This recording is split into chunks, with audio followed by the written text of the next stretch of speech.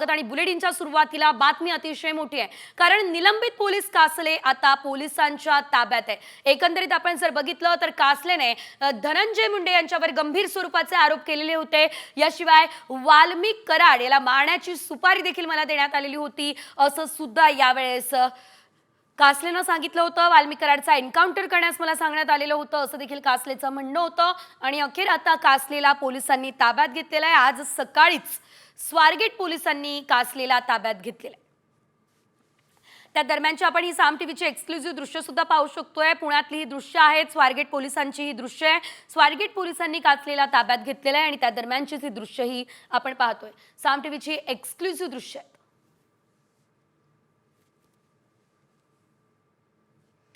या संदर्भातला आढावा आमचे प्रतिनिधी सागर आव्हाड यांनी घेतला, बघूयात।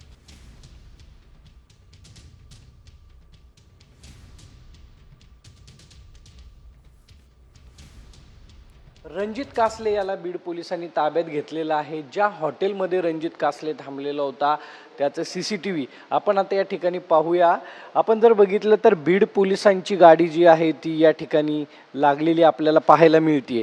एकंदरीतच काही वेळामध्ये पोलीस जे आहेत ते 5 वाजण्याच्या सुमारास या ठिकाणी आलेले होते। आपण जर बघितलं तर आता बीड पोलिसांचं एक पथक जे आहे ते या ठिकाणी थांबलेलं या ठिकाणी पाहायला मिळतंय आणि त्याचबरोबर रणजित कासले याला त्यांनी ताब्यात घेऊन बीडच्या दिशेने रवाना होताना दिसतात। टोपी घातलेला हा रणजित कासले आहे। काल संध्याकाळी तो पुण्यामध्ये आलेला होता आणि त्यांनी पोलिसांना आव्हानही केलं होतं की मला शरण यायचंय, मात्र पुणे पोलिसांनी त्याला ताब्यात घेतलं नाही।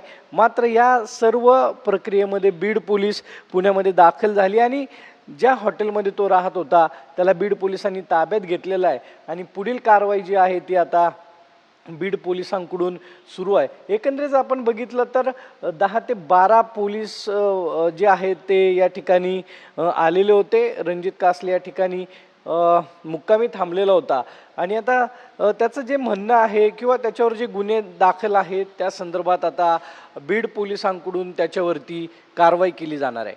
कॅमेरामन किरण काजळेसह सागर आव्हाड, साम टीव्ही, पुणे।